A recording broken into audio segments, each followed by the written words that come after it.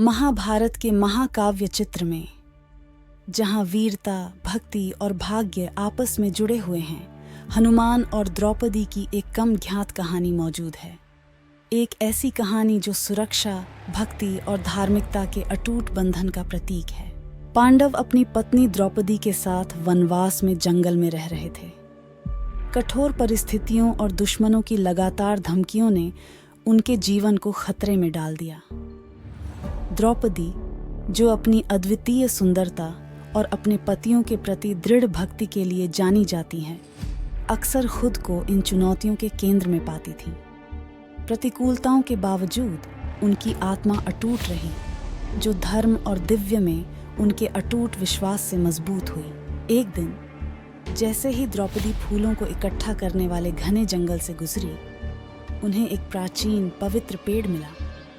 जैसे ही वह अपना सम्मान देने के लिए घुटने टेकती, उसने एक दिव्य उपस्थिति महसूस की। ऊपर देखते हुए उसने पेड़ से एक चमकती आकृति को उतरते देखा। यह कोई और नहीं बल्कि शक्तिशाली बंदर देवता और भगवान राम के समर्पित सेवक हनुमान थे। द्रौपदी के गुणी स्वभाव और उनके सामने आने वाली अपार चुनौतियों को पहचानते हुए हनुमान ने उनकी मदद करने का फैसला किया। वह जानता था कि उसकी शक्ति उसकी अटूट भक्ति में निहित है और उसे उन परीक्षाओं को सहने के लिए दिव्य सुरक्षा की आवश्यकता होगी जो उसका इंतजार कर रही थी। द्रौपदी, हनुमान ने करुणा और शक्ति से भरी आवाज में कहा, मैं हनुमान हूँ, भगवान राम का सेवक। मैंने आपकी पीड़ा और आपकी अटल भक्ति को देखा है। आप मुझे सीता की याद दिलाते हैं, जिन्होंने अटूट विश्वास के साथ कई परीक्षाओं को सहा।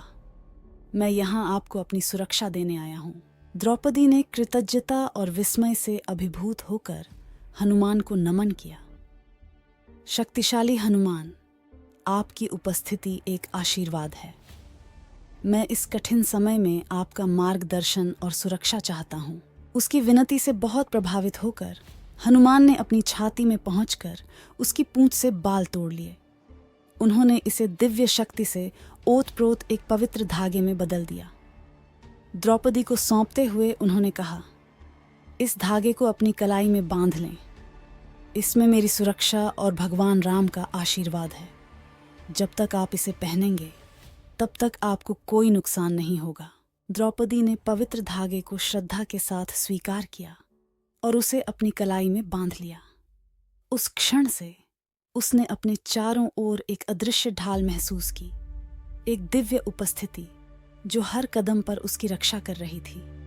पांडवों ने उनके व्यवहार में बदलाव और सुरक्षा की नई भावना को देखते हुए पवित्र धागे की शक्ति पर आश्चर्यचकित हो गए। जैसे जैसे पांडवों ने अपना निर्वासन जारी रखा, उन्हें राक्षसों और प्रतिद्वंद्वी राजाओं के साथ युद्ध सहित कई चुनौतियों का सामना करना पड़ा। हर बार जब द्रौपदी ने खुद को खतरे में पाया, तो हनुमान की भक्ति से प्रेरित धागे की शक्ति ने उसकी रक्षा की। जब दुर्योधन ने कौरव दरबार में उन्हें अपमानित करने का प्रयास किया, तो दिव्य सुरक्षा ने यह सुनिश्चित किया कि उनकी गरिमा बरकरार रहे। हनुमान और द्रौपदी की कहानी दिव्य की असीम करुणा और शक्ति का प्रमाण है। हनुमान के संरक्षण का कार्य धार्मिकता के प्रति उनकी अटूट भक्ति और धर्म को बनाए रखने वालों की सहायता करने की उनकी इच्छा को दर्शाता है। द्रौपदी की आस्था और लचीलापन हनुमान के आशीर्वाद से मजबूत जीवन की प्रतिकूलताओं पर काबू पाने में दिव्य कृपा की शक्ति का उदाहरण है।